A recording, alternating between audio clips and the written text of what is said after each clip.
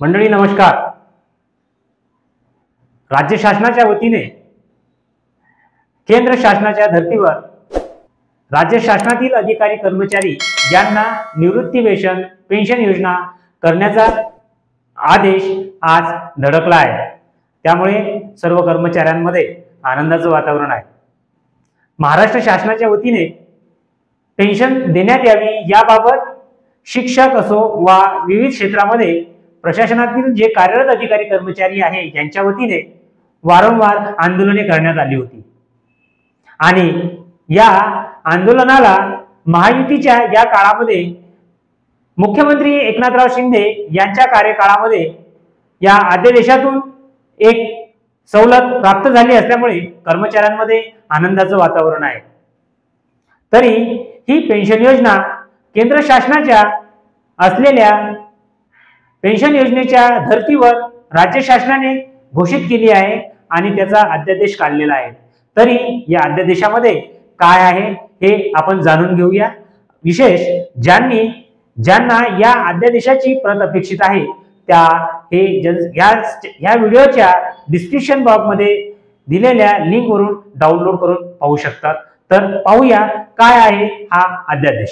दिलेल्या राजकीय आदेशानुसार राज्य शासकीय अधिकारी कर्मचारी यांना केंद्र शासनाच्या धर्तीवर जुनी निवृत्ती वेतन योजना लागू करण्याबाबत असा हा अध्यादेश नुकताच जाहीर झाला आहे। केंद्र शासनाच्या अधिकारी कर्मचारी यांना केंद्रीय सेवा नियम निवृत्ती 1972-2021 लागू करण्याचा एक वेळ पर्याय देण्याबाबत केंद्र शासनाच्या निवृत्ती वेतन व निवृत्ती वेतन धारकाचे कल्याण विभागाच्या संदर्भ न्याय क्रमांक 3 येथील कार्यालयात ज्ञापनाचा निर्णय घेण्यात आला आहे। केंद्र शासनाच्या उपरोक्त निर्णयाच्या धर्तीवर राज्य शासनाच्या सेवेत जे अधिकारी कर्मचारी दिनांक 1/11/2005 रोजी किंवा त्यानंतर शासन सेवेत नियुक्त करण्यात आले आहे तथापि त्यांची पदभरतीची जाहिरात अधिसूचना दिनांक 1/11/2000 पूर्वी निर्गमित झालेली आहे अशा राज्य शासकीय अधिकारी कर्मचारी यांना महाराष्ट्र राज्य नागरी सेवा निवृत्ती वेतन नियम 1982, महाराष्ट्र नागरी सेवा निवृत्ती वेतनाचे अंश राशीकरण नियम 1984 व महाराष्ट्र सर्वसाधारण भविष्य निर्वाह निधी नियम 1998 व अनुषंगिक नियमांच्या तरतुदी लागू करण्यासाठी एक वेळ पर्याय संदर्भ दिन क्रमांक 1 येथील शासन निर्णयाद्वारे देण्यात आलेला आहे। वित्त विभागाच्या उपरोक्त शासन निर्णयातील तरतुदीनुसार केंद्र शासनाच्या धर्तीवर जुनी निवृत्ती वेतन योजना लागू करण्याबाबत विभागाच्या प्रशासकीय नियंत्रणाखालील कार्यालयाकडून तत्कालीन सहाय्यक कार्यकारी अभियंता गट व सहाय्यक अभियंता श्रेणी 1 या संवर्गात दिनांक 1/11/2000 पूर्वीच्या जाहिरातीनुसार शासन सेवेत प्रथम नियुक्त करण्यात आलेल्या व सध्या अधीक्षक अभियंता स्थापत्य व कार्यकारी अभियंता स्थापत्य संवर्गात कार्यरत असलेल्या पात्र अधिकाऱ्यांचे अर्ज विकल्प शासन मंजुरीस्तव सादर करण्यात आले आहे। सबब सार्वजनिक बांधकाम विभागाच्या प्रशासकीय नियंत्रणाखालील अधीक्षक अभियंता व स्थापत्य व कार्यकारी अभियंता संवर्गातील अधिकाऱ्यांना केंद्र शासनाच्या धर्तीवर महाराष्ट्र नागरी सेवा निवृत्ती वेतन नियम 1982, महाराष्ट्र नागरी सेवा नियम 1984 व महाराष्ट्र सर्वसाधारण भविष्य निर्वाह निधी नियम 1988 व अनुषंगिक नियमांच्या तरतुदी लागू करण्याची बाब शासनाच्या विचाराधीन होती। याबाबत पुढील प्रमाणे आदेश देण्यात येत आहेत।